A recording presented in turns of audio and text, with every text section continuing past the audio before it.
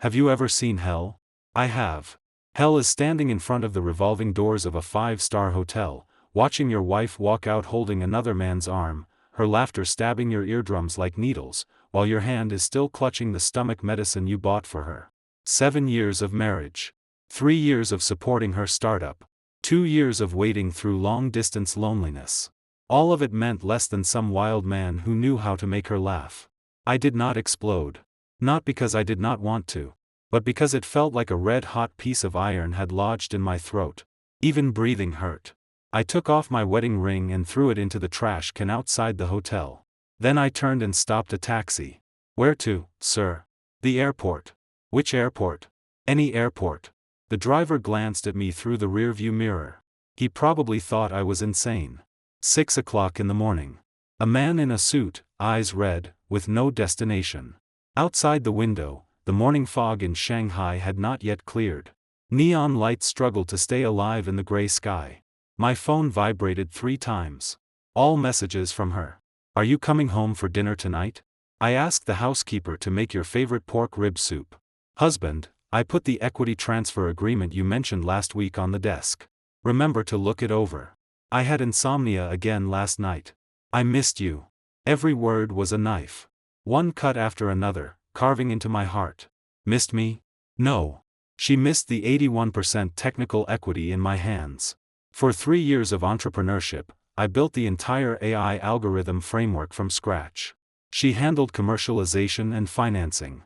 On the surface, we were a husband and wife startup. In reality, every core technical patent, underlying architecture, and data asset had been kept in my hands. Not because I did not trust her, but because, deep in my bones, I had always been someone with no sense of security. That insecurity saved me. In the taxi, I opened my laptop and logged into the company's back-end system.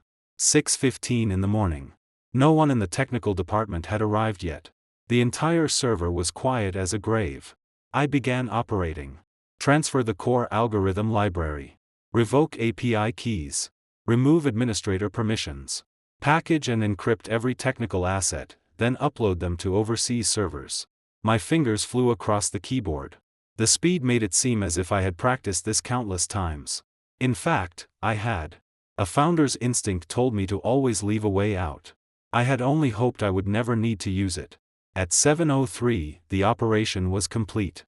I sent my lawyer one message: activate Plan D. 5 minutes later, he replied, are you sure? Sure. Plan D was the exit mechanism I had secretly created 2 years earlier without telling anyone. It included intellectual property separation, technical asset transfer, and overseas architecture setup. It was like a doomsday insurance policy. You buy it hoping it never pays out. Today, it paid out. The taxi stopped at Pudong Airport. I bought the nearest flight to San Francisco. Business class was sold out. Economy was fine. I could endure anything now. While waiting to board, I opened my mobile banking app. The company account held $32 million in cash that we had accumulated over 3 years. My personal account had less than $56,000. These 3 years, I had poured all my money into the company. I had even mortgaged the apartment her mother gave us when we married. I thought we were fighting together. I thought she understood my ambition and persistence. Before boarding, I sent a message to my partner, Evan Chen. The company is in your hands now. I've taken back all technical equity. For future operations, talk to Yvonne Lee. Yvonne Lee. My wonderful wife. Evan replied instantly. Are you insane? I did not reply. I turned off my phone. As the plane rushed into the clouds, I looked through the window at Shanghai shrinking below.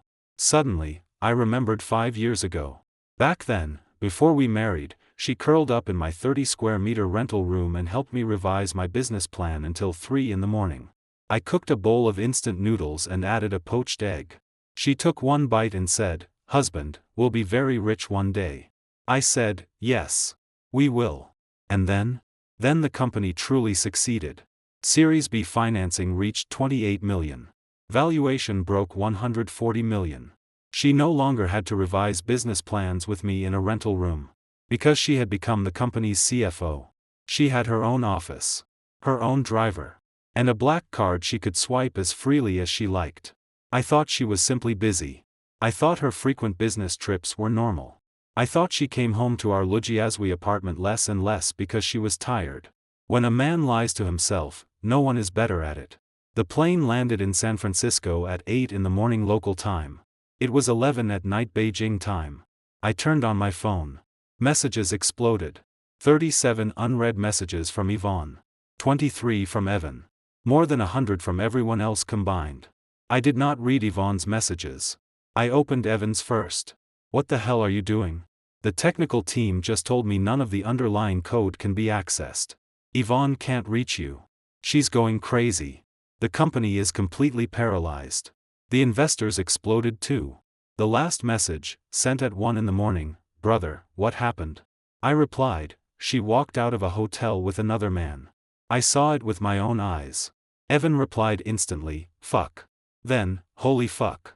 Then, are you sure? I did not respond. He sent another message, but this is too ruthless. You pulled back 81% of the technical equity. The whole damn company is just an empty shell now. I know. Do you know the company is negotiating Series C right now?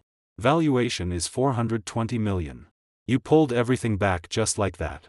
How are we supposed to explain this to investors? That is her problem. Evan went silent for a long time. About 5 minutes later, he sent another message. Brother, I'm on your side. But have you really thought this through? 3 years of hard work. You're just throwing it away. I did not reply. Because whether I had thought it through or not, I had already done it. For the next 3 days, I stayed in an unremarkable hotel near Union Square in San Francisco. I adjusted to jet lag. Slept. Occasionally went to Chinatown for a bowl of noodles. I set my phone to do not disturb. Only my lawyer and accountant could reach me. On the 4th day, my American lawyer, Tom Wilson, emailed me, all international patents for the technical assets have been re-registered. The domestic patent cancellation process is underway. Under the current structure, you no longer hold any equity in the domestic company, but you control all core technology authorization. That was the brilliance of Plan D. I was no longer a shareholder. But without my authorization, the company could not run a single line of code. In other words, nominally, I was out. In reality, I held the company's lifeline in my hand. On the phone, Tom asked, Alan, what exactly are you trying to achieve? Exit or revenge? I looked at the gray San Francisco sky outside the window and said, I won't let her die. But I won't let her live comfortably either. That sounded ruthless. But I knew I could not be more ruthless than that. If I were truly ruthless, I should have filed for divorce immediately, exposed her and that man together, and destroyed her reputation in the industry. I did not. Not because I was merciful. But because when I saw her holding that man's arm as they walked out of the hotel, my first reaction was not rage. It was relief. Finally. I no longer had to lie to myself. For these 3 years, there had been no real affection between us. We were only acting as a loving couple. She played the capable wife. I played the technical genius. We showed affection on social media and chemistry in front of investors. Behind closed doors, we slept in separate rooms. So when I saw that scene that morning, a voice inside me said, finally. On the 5th day, Evan called. I did not answer. He sent a message, Yvonne came to the company today. The technical department is completely dead. She's losing her mind. The HR girl didn't know the situation and told her, did you offend the hidden majority technical shareholder? Her face turned white on the spot. I stared at that message for a long time. In my mind appeared her expression. The expression of someone exposed in public with nowhere to hide. No. It probably was not shame. It was fear. What was she afraid of? The company collapsing? Investors holding her accountable? Falling from the clouds? The one thing she would not fear was losing me. Because in her eyes, I had never been someone worth fearing the loss of. I replied to Evan, don't tell her where I am. She knows you're in the US. She checked your flight. Let her check. America is big. If she can find me, that's her ability. After hanging up, I sat on the edge of the hotel bed and suddenly found myself ridiculous. 31 years old. A successful founder. Financially free. After being cheated on by his wife, he fled to America like a homeless dog kicked out of the house. I did not lack money. I did not lack technology. I did not lack the capital to start over. But I lacked an answer. Why? Why did we reach this point? Was I not good enough? Was I too busy? Did I not know how to care for people? Did I not earn enough? Or had she never loved me?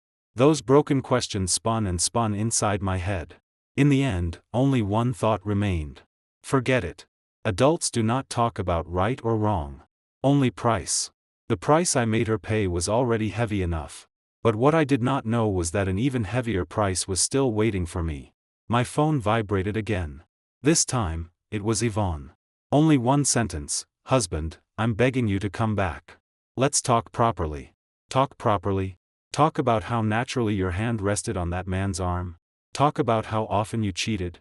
Talk about what remained of our 3-year marriage. I threw the phone onto the bed, walked into the bathroom, and turned on the shower. Cold water poured over me. I remembered our wedding day. She stood before me in a white wedding dress, eyes red, and said something I would never forget: "You have to love me forever." I did. What about you? It was on my 7th day in San Francisco that I answered her call. To be precise, it was 3 in the morning on the 7th day. My phone buzzed against the nightstand. The screen lit up with blinding white light, showing 3 words: Yvonne Lee. For 6 days, she had sent dozens of messages. From questioning to pleading. From pleading to crying. From crying to threatening. From threatening back to pleading. Like an emotional roller coaster, using every possible tactic again and again. Only one thing was never mentioned: divorce. On the 7th day, she finally called. I answered. I said nothing. There was a long silence on the other end, probably more than 10 seconds. Then she spoke. Her voice was hoarse beyond recognition. "Where are you?" "America." "I know you're in America. Where exactly? Does it matter? Do you know what the company looks like right now?" Her voice began trembling. "The technical department has completely stopped. None of the client systems can open. Investors say they're going to sue us for breach of contract. Evan says compensation will be at least 11 million. That is your problem." My words cut through everything she had prepared like a knife. The other end went quiet. Very quiet. So quiet that I thought she had hung up. Just as I was about to end the call, she suddenly said very softly, "I saw the ring in the trash can." My heart clenched. "You checked the surveillance?" I asked. "I didn't need to check. I knew you saw us." Her voice sounded like she was talking to herself. "That morning, when I walked out of the hotel, I saw you standing outside the revolving door.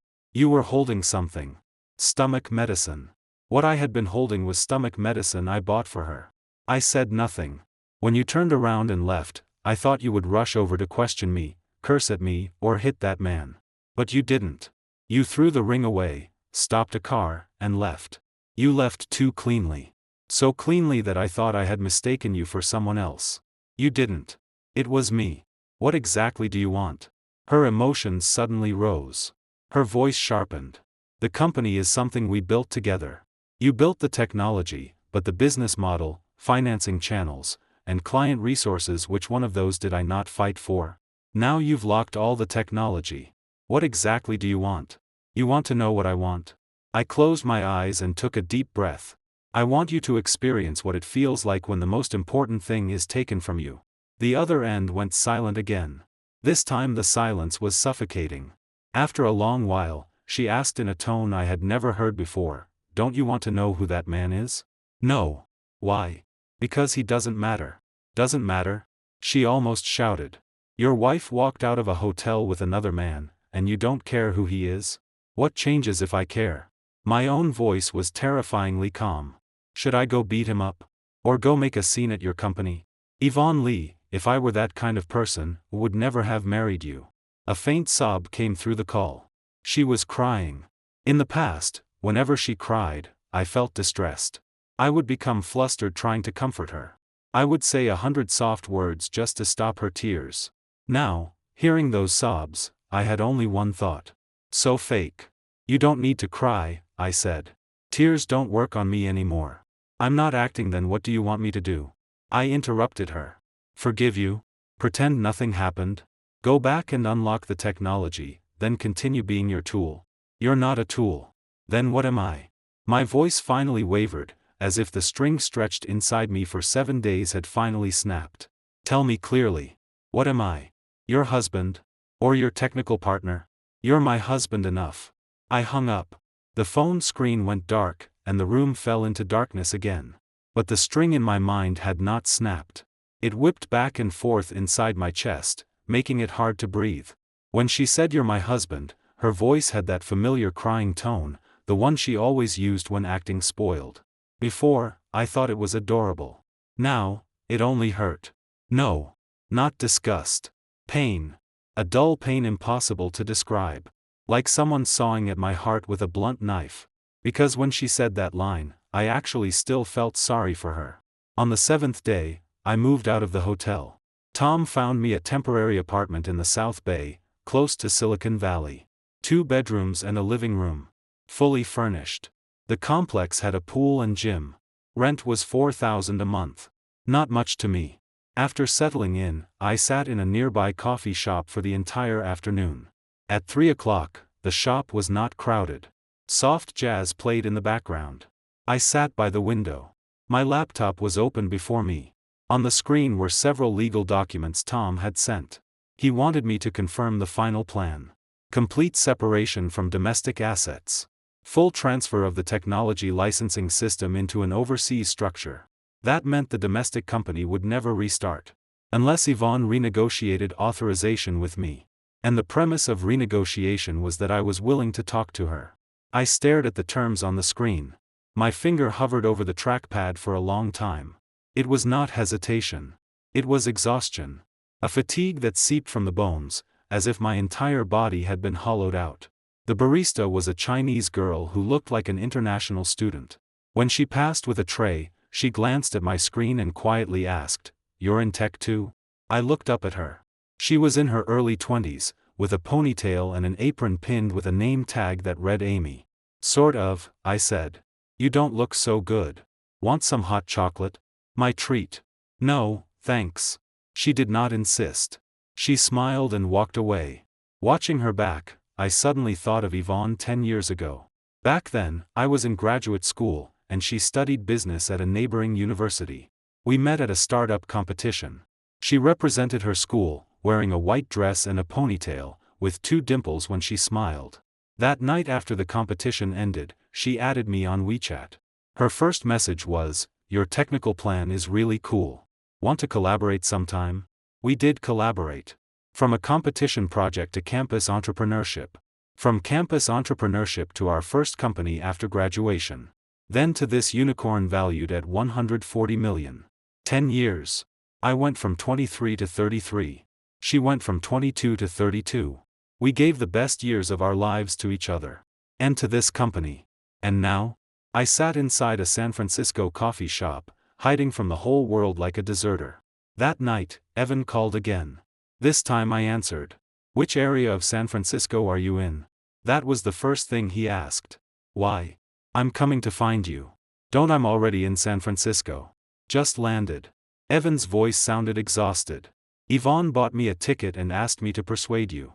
She tells you to come, and you come. You're my partner and my brother.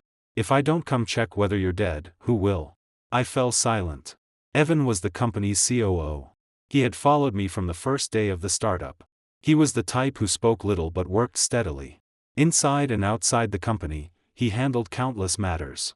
Now that Yvonne and I had become like this, he was the one caught in the most difficult position. "Where are you?" he asked. I sent him the apartment address. 1 hour later, the doorbell rang. When I opened the door, I saw Evan standing there with a suitcase.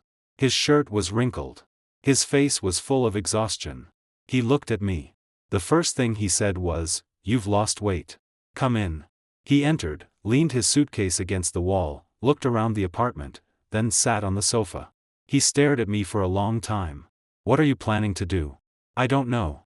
Yvonne is about to collapse," he said. Today, she faced 6 investors alone and couldn't explain why the technology stopped, why you disappeared, or who actually owns the company now.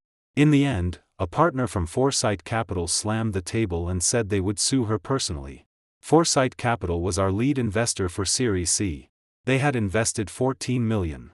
"Let her bear it herself," I said. Evan suddenly stood and walked up to me. His voice lowered. "Can I ask you something?" When you saw her come out of that hotel, what exactly did you see?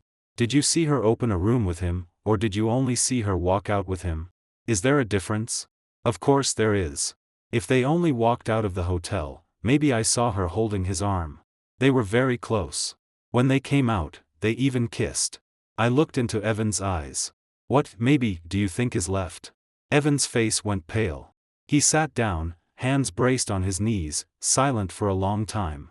Who was that man? He asked. I don't know. And I don't want to know. But I checked. Evan took out his phone, swiped a few times, and brought up a photo. Is this him? The photo was not clear. It looked like a security camera screenshot. In it, a man wearing a dark suit stood at the hotel entrance, his profile facing the camera as he looked down at his phone. I glanced at it.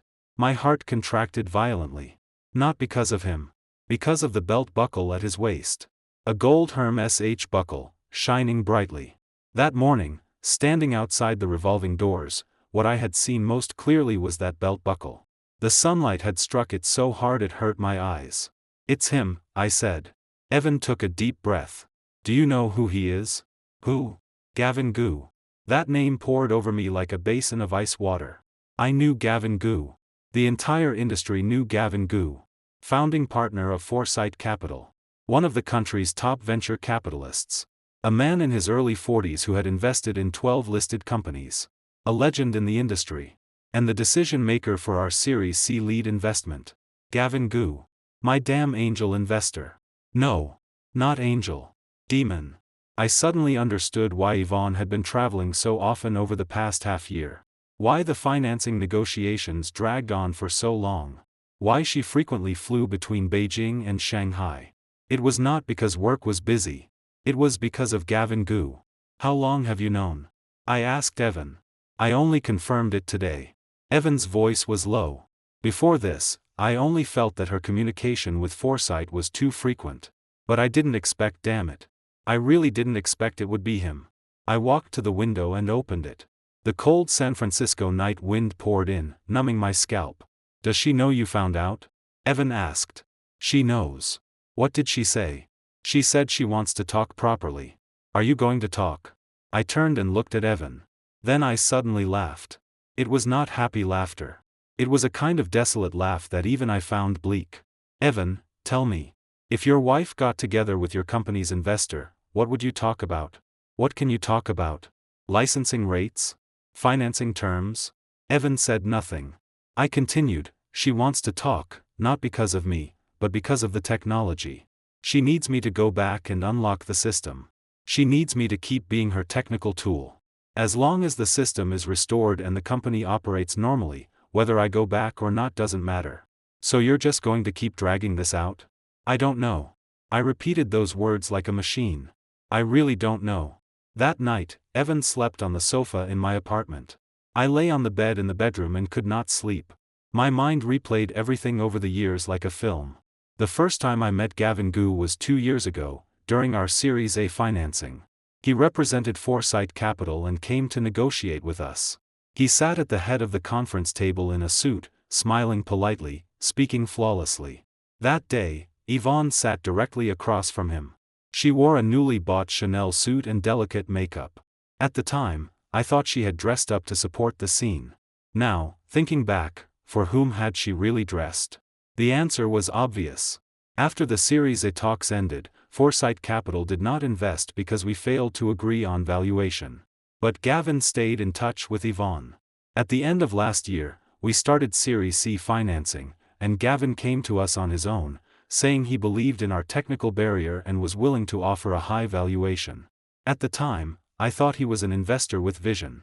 Now, thinking back, what he valued was not our technical barrier. It was our CFO. No. It was my wife. Those thoughts spun in my head all night. Eventually, only one image remained.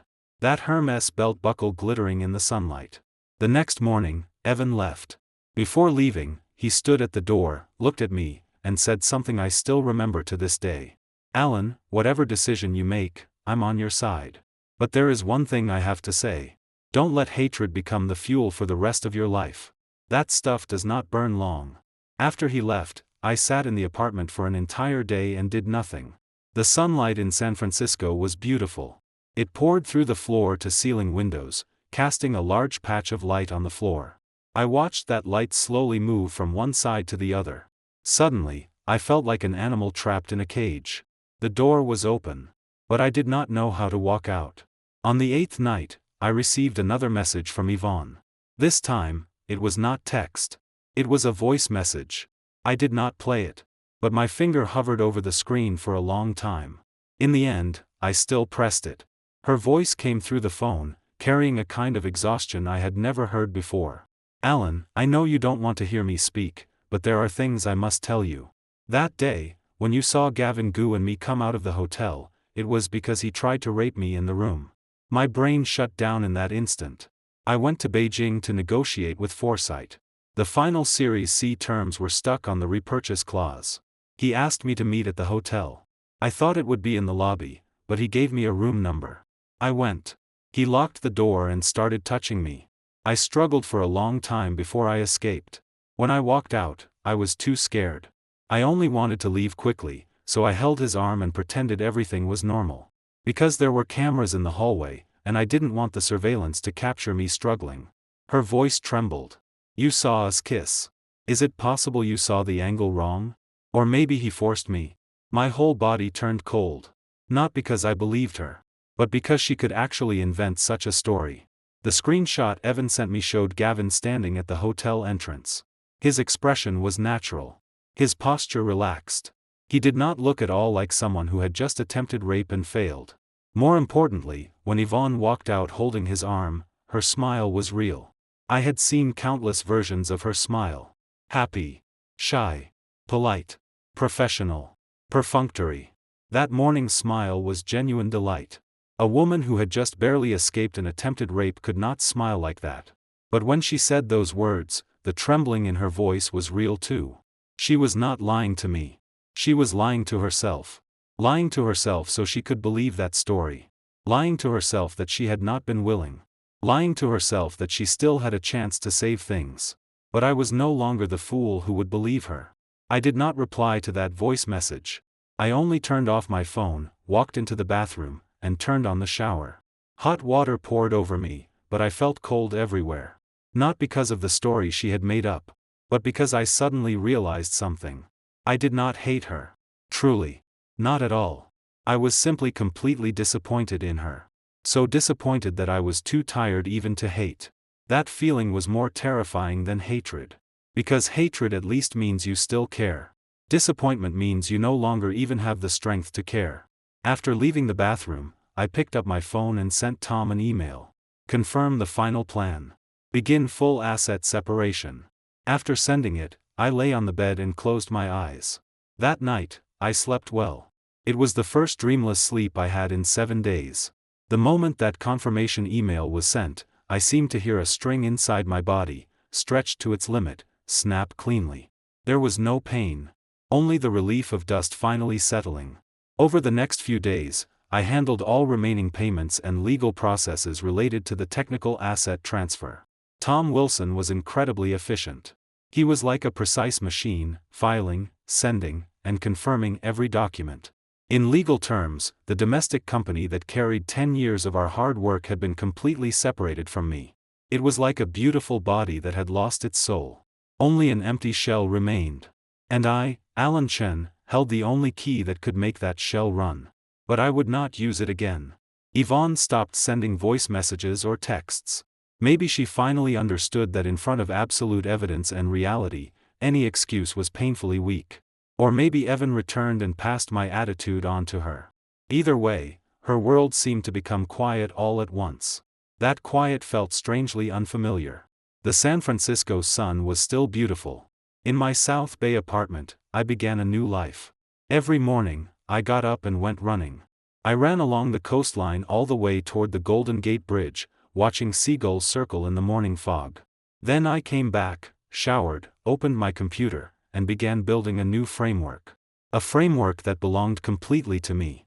10 years ago, for Yvonne, for us, I built the first commercial architecture. 10 years later, for myself, I built the second. Ironic.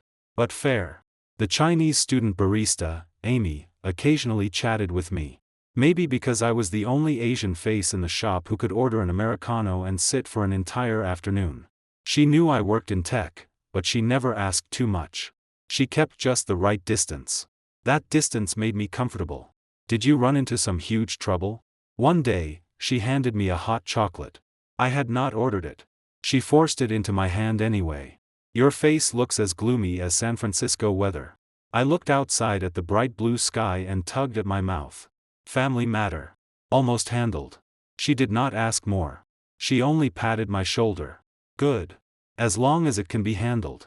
Don't bottle everything up. That day was my 15th day in San Francisco. When I woke up that morning, there was an urgent email from Tom on my phone. Alan, there's movement in China. Foresight Capital has formally applied to the court for asset preservation against you on the grounds of suspected illegal transfer of core company assets and damage to investor interests. The plaintiff is Foresight Capital. The joint defendants are you and Yvonne Lee. I froze for a second.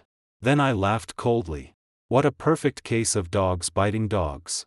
Gavin Gu was getting anxious. The company's technology had stopped. The $14 million he invested was about to go down the drain. Investors are not charities. They are vampires. Once they smell blood, their first instinct is to bite the nearest prey. Yvonne was his insider. Now that his insider had failed, he wanted to use legal means to force me. He even wanted to define my actions as illegal asset transfer, trying to freeze the technology back into domestic litigation, then use judicial pressure to make me bow. Unfortunately, he had miscalculated. I called Tom. Tom, where did they file this preservation application? Shanghai, Tom said calmly. My Shanghai partner has obtained a copy. The reasoning is thorough, and the wording is professional. Clearly a top law firm's work. What if my current registration is in Silicon Valley? There was a 1-second silence on the other end. Then it becomes a cross-border lawsuit, and jurisdiction likely will not be in China. Our original structure was designed to avoid exactly that. They are trying to sue the founder of a US technology company in China. The procedure will be complicated, and their success rate will be extremely low. Good, I said. Then we'll play with them. Find me the best crisis PR firm in San Francisco. I have a gift for Foresight Capital. After hanging up, I walked to the window and looked at the Silicon Valley buildings in the distance. Gavin Gu, since you want to use law as a weapon, I will use public opinion as bullets. You want to protect your reputation and your investment? Then I will let the whole industry see exactly how the founding partner of Foresight Capital invests in projects. That afternoon, I went to the business district in downtown San Francisco. At the top floor of a glass curtain wall building, I met the PR team I hired. An elite group specializing in scandals and crisis management for major figures in the tech world. The leader was a middle-aged white woman named Karen. Capable. Sharp. After hearing my account, her only comment was, "This is a very explosive story, Alan. Do you have evidence?" I pushed everything in front of her. The security screenshot Evan had sent me. Yvonne's flawed voice message, the original audio file I had kept and not allowed myself to be led by. Partial travel records showing Gavin's frequent trips in and out of Shanghai and his private meetings with Yvonne over the past half year. All of these had actually been secretly collected by Evan before I left. Karen looked through everything and whistled. In 5 days, you'll see results. 5 days later, the domestic tech circle exploded. A deep dive report titled Investor, Unspoken Rules Founder's Wife, 420 million unicorn collapses overnight spread wildly across major financial media and tech communities. The article was extremely inflammatory. The image attached was a long-distance photo of Gavin and Yvonne entering a high-end apartment late at night together, not the hotel entrance photo. Beside it was a timeline clearly listing the entire process from Foresight Capital's failed Series A negotiation to its sudden special approval of a high Series C valuation. The article did not directly define anything. But through a series of undeniable facts, it pushed Foresight Capital and Gavin Gu into the center of the storm. The comments section exploded. No wonder Foresight invested so smoothly in this Series C, turns out they invested in the wife. So this is what people call turning an investment into family relations? The technical founder is the most miserable one. Lost his wife and his company. Brutal. Gavin Gu is finished. The LPs will definitely want to talk. At the same time, Evan called. "Alan, did you see the news?" His voice clearly shook. "I saw it." I spoke calmly. "The effect is better than I expected." "Damn. This move is ruthless." Now the entire circle is discussing this. Several major LPs of Foresight Capital have already held emergency meetings. Gavin didn't answer calls all day. Their PR department is probably going insane. And Yvonne sighed. "What about her?" I asked. Foresight Capital has also listed her as an accomplice to commercial fraud. They say she and Gavin conspired to use information asymmetry to conceal the company's potential technical risks and defraud them of a high-value investment. Her legal team is now overwhelmed, but she herself seems to have disappeared. Disappeared? My heart jolted. Yvonne was not the kind of person who hid. She had always been the one most capable of facing things and maneuvering through them. If she disappeared, it meant her mental defenses may have truly collapsed. But I had no time to think about that, because another matter was fermenting. The next day, a tech influencer in China with more than 10 million followers published a long post titled, "Who is the Real King of Technology? Alan Chen's 10 Years." The article detailed every algorithm model I had built since the beginning of the startup, every patent registration, every decision on technical routes. It almost portrayed me as a tragic genius whose work and heart had been betrayed and occupied. The company, now existing in name only, was nothing but a puppet that had lost its brain. Within 2 hours, the article had surpassed 1 million reads. Public opinion shifted from Gavin's investment scandal to support for technical dignity. Countless peers, former colleagues, and even industry professionals I had never met began speaking for me online. Alan is the purest technical person I've ever seen. His code is flawless. A company can be rebuilt. Once the person is gone, nothing remains. Alan, come back. This is what a true boss looks like. One line of code drained a $420 million valuation.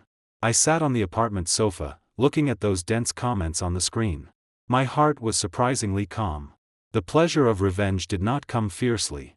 It seeped in little by little, like San Francisco sunlight. I made them pay. I made them lose face before the public. But this was only the appetizer. The real main course was the 81% technical equity and the core algorithm that could never be restored. A few days later, Evan came to San Francisco again. This time, he did not bring a suitcase. Only a backpack. Light and simple. But the exhaustion on his face was heavier than last time, and there was something in his eyes I could not quite understand. "You look more tired than I do." I poured him a glass of water. Evan took it, drank half in one breath, then sat on the sofa in silence for several seconds before speaking. "The company has officially started bankruptcy liquidation." My hand paused slightly around the coffee cup, but quickly steadied. "That fast?" It couldn't hold on. Evan gave a bitter smile. Investors withdrew. Clients cancelled orders. Employees realized the company had no technology and resigned in waves. Even the cleaning lady left. Yesterday, the HR girl finished processing the last batch of resignations and cried all afternoon. I set down the coffee cup and did not respond. "Alan." Evan lifted his head and looked at me.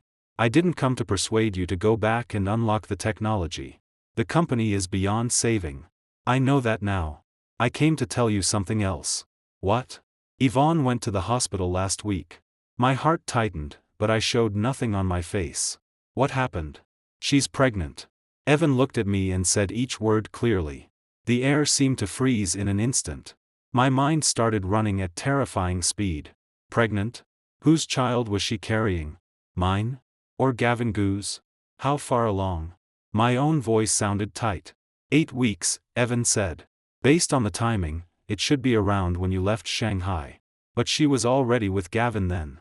He did not finish. But I understood. On the timeline, the child could be mine. It could also be Gavin's. It was like a knife stabbing into my heart again. I thought I had become completely disappointed. That I would no longer feel anything for her. But when the word pregnant appeared, I realized I could still hurt. I did not hate her. But I could not forgive her. "What did she ask you to say?" I tried to keep my voice flat. "She said." Evan hesitated. "She said she asks for nothing. She only wants to ask you one question. If the child is yours, do you still want it?" I sat on the sofa and watched the sunlight outside slowly dim. Evening in San Francisco comes slowly. Orange-red twilight spread across half the sky like a still painting. Tell her when I spoke, my voice was very soft. If the child is mine, I will acknowledge it. But I will not forgive what she did just because she is pregnant with my child. The child belongs to me. She belongs to herself. That is my only bottom line. Evan looked at me, his eyes complicated. He probably had not expected my reaction. In his imagination, I might rage. Or be cold. Or reject directly. But I did not. I only made an adult choice. Half a month later, the domestic public opinion storm gradually calmed. Foresight Capital had taken a heavy hit. Gavin Gu was forced to resign from his partnership. Although he kept part of his shares, his reputation in the industry was completely ruined. People joked that anyone negotiating financing with Foresight in the future would first have to check whether their wife had business dealings with the partners. After Yvonne left the hospital, she stayed in a Shanghai apartment. It was the one we bought before marriage, under her name. I did not go to see her. Nor did I contact her. Evan said she had lost a lot of weight.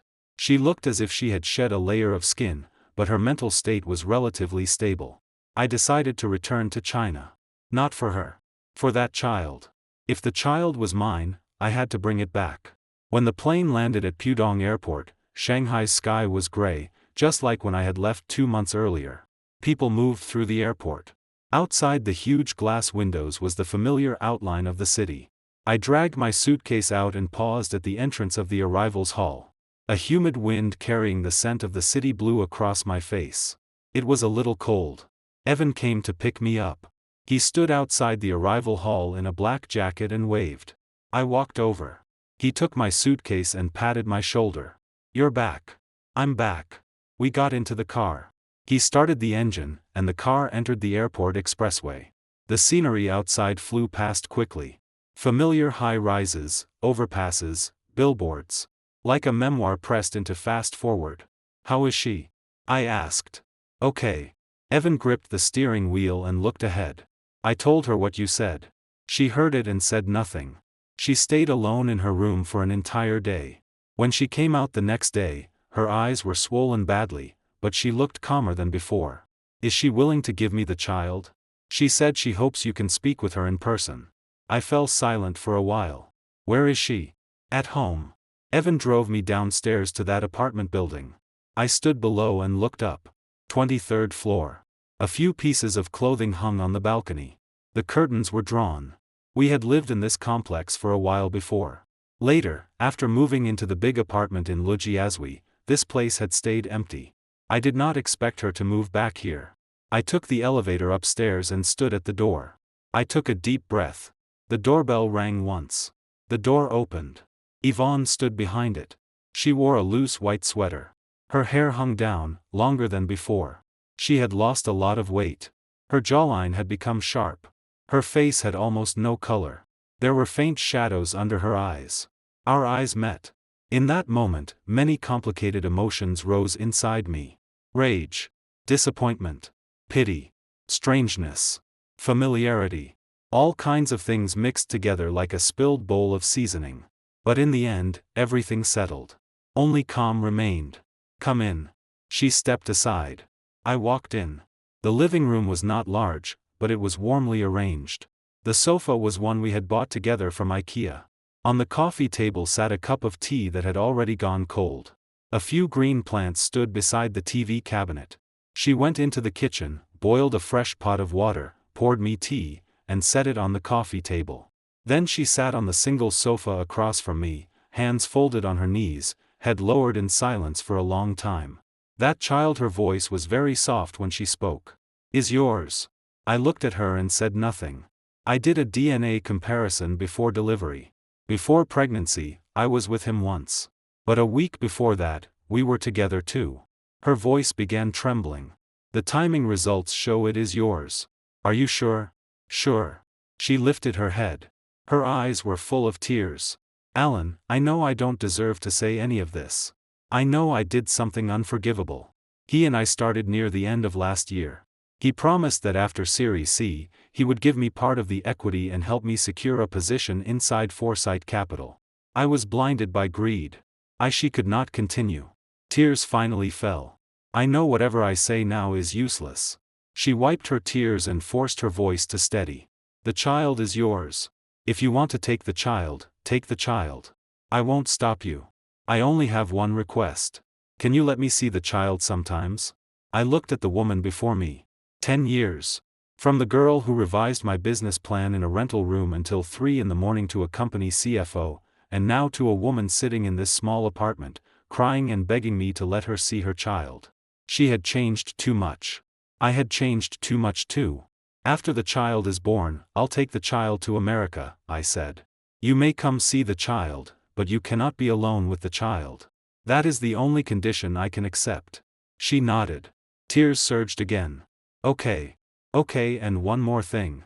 I stood. When I reached the door, I turned back. Yvonne Lee, I don't hate you. From now on, between us, there is only this child.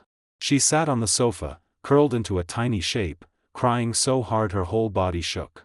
I did not look at her again. I opened the door and left. When I walked out of the complex gate, the warm San Francisco sunlight was gone.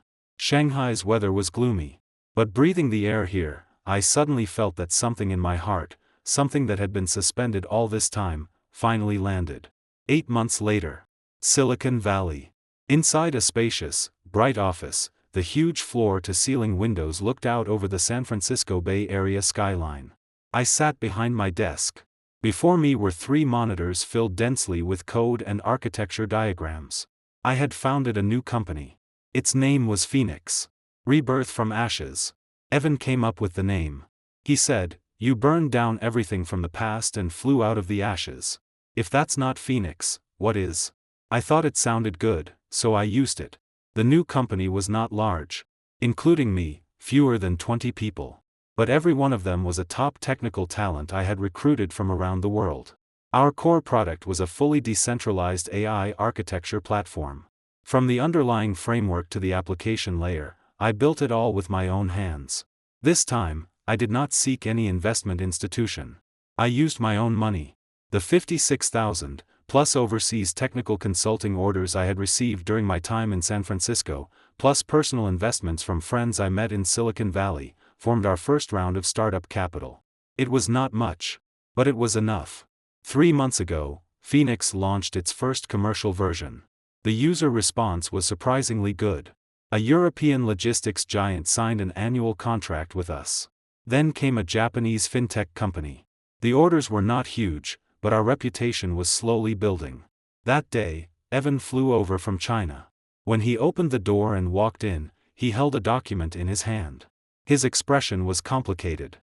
"Alan, look at this." He handed the document to me. I opened it. It was the final liquidation report for the domestic company that had gone bankrupt.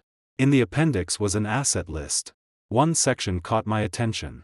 Yvonne's personal assets, including that apartment and 1 car, had been frozen by the court to repay part of the debt. "How is she?" I asked. "She's okay." Evan leaned back in the chair. "She's now working as a consultant at a small consulting firm. The salary isn't high, but it's enough to live. She changed a lot. That old forceful feeling she had is gone. She's much quieter now." I nodded and closed the document. "There's one more thing." Evan straightened. "Gavin Gu." I raised an eyebrow. "What happened to him?"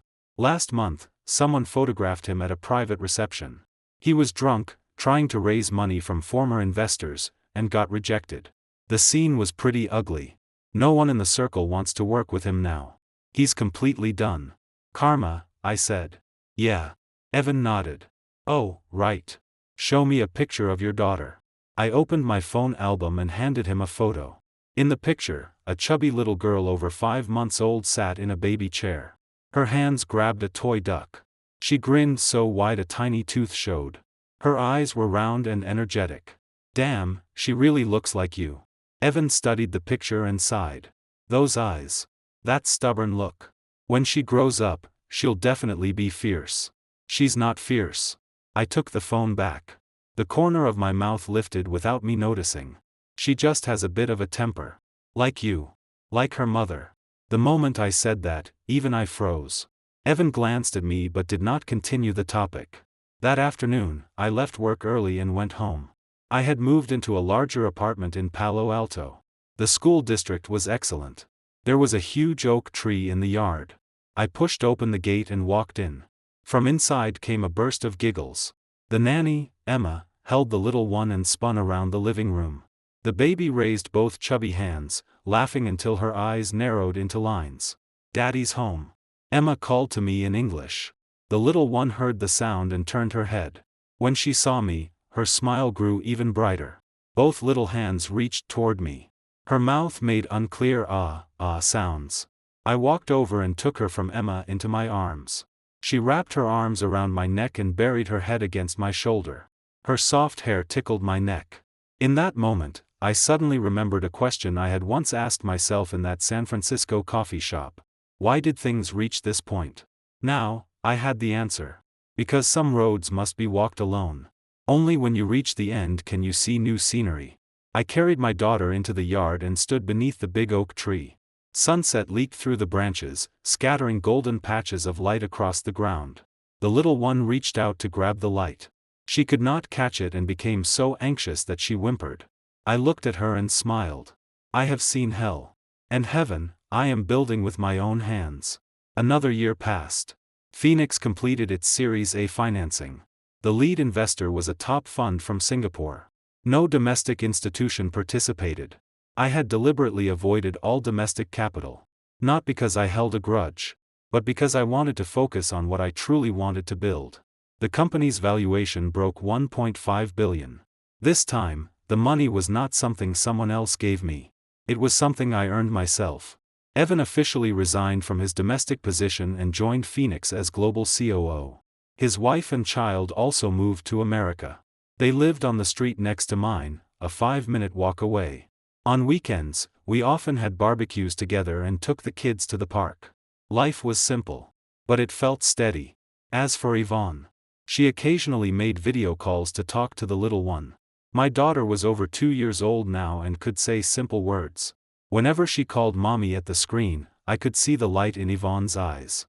That light overlapped slightly with the girl in my memory, the one with a ponytail and 2 dimples when she smiled.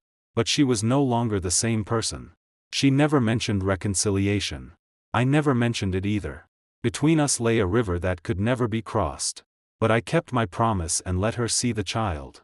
Later, Evan told me she had quit the small consulting job and become a volunteer at a children's welfare organization. Every day, she told stories to children who had no parents and played games with them. She had found another way to live.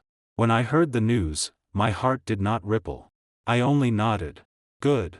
3 years later. Silicon Valley. Stanford University Auditorium. The stage lights were brilliant. The seats below were full. Phoenix's annual developer conference main forum had gathered more than 3,000 developers, investors, and media reporters from around the world. I stood in the center of the stage. The spotlight fell on me. The big screen rolled through Phoenix's achievements over the past 3 years, over 100 million global users. More than 300 technical patents. Annual revenue exceeding $2 billion. Thunderous applause filled the hall. I raised a hand to signal quiet, then cleared my throat. Thank you all for being here today. My voice echoed through the microphone, clear and strong. 3 years ago, I sat in a coffee shop in San Francisco. There was a cold Americano in front of me, and one question in my head. What is the most important thing in a person's life? The audience quieted. Everyone listened. The answer I came up with was this: do not lie to yourself. You think you love someone. In truth, you are only afraid of being alone. You think you are fighting for a team. In truth, you are only afraid of failure. You think you have forgiven. In truth, you are only afraid to face the truth. Later, I spent 3 years thinking through those things one by one. I paused. My eyes swept across the focused faces below the stage. Today, I want to share 3 things with you. First, technology must always serve people, not the other way around.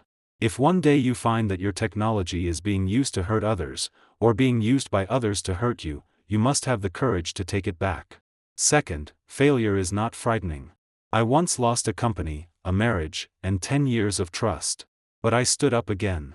And once you stand up, you will discover that the things you lost were not as important as you thought. Third, I smiled. Do not let revenge hold you hostage. Revenge can help you vent anger. But it cannot help you live a good life. The truly important things are always ahead. Applause rose again. This time, it lasted a long time. After the conference ended, I was packing things backstage when a small figure rushed in and crashed against my leg. Daddy. I looked down. A little girl with 2 small pigtails raised her head, eyes bright as stars. She wore a pink dress, hugged a plush bunny, and had a bit of cake cream on her face. How did you run in here? I crouched and wiped the cream from her face. Emma said Daddy was here. The little girl spoke in a soft, milky voice, then lifted the bunny in her arms. Bunny wanted to see Daddy too. I laughed and lifted her into my arms. When we walked out of the auditorium, warm afternoon sunlight fell over us. The little girl lay on my shoulder, arms around my neck, humming a little song with no tune. Evan caught up from behind, carrying his son. Our 2 families walked toward the parking lot together. Barbecue at my place tonight? Evan asked. Sure. I bought New Orleans marinade. Oh, right. Evan suddenly remembered something. The bankruptcy liquidation for the domestic company finished all procedures last week. All debts, patent disputes, and lawsuits are completely settled. I nodded. What about Gavin? I heard he went to Southeast Asia and started some fund there. Not large, but enough for him to get by. And Yvonne, she adopted a child last month. Did you hear? I heard. She seems to be doing pretty well. Evan glanced at me and smiled. Your mindset now is much better than before. I carried my daughter forward. Sunlight fell across us, stretching 2 long shadows. People change, I said. Do you still hate her? Evan asked. I lowered my head and looked at the little one in my arms. At some point, she had fallen asleep. Her small head rested on my shoulder. Her breathing was even. A trace of drool hung at the corner of her mouth. No, I said. I have more important things to do now. Evan followed my gaze toward the little girl and grinned. True. When we got home, I gently placed my sleeping daughter on the bed and covered her with a blanket. I kissed her forehead. Then I walked out of the room and stood on the balcony. The evening breeze came through, carrying the scent of grass from the yard. In the distance, San Francisco's outline appeared faintly along the horizon. The orange-red sunset painted the whole sky warm. I leaned on the railing and took my phone from my pocket. The lock screen was a photo of my daughter and me at the beach. She rode on my shoulders, both hands holding my head, laughing so hard her eyes disappeared. Behind us, waves rolled in and pulled back, leaving a long white line of foam. Looking at that photo, I unconsciously curved my mouth. Then I put the phone away and turned back into the house. On the living room table was a proposal for a new project. Tomorrow, there was another investor meeting.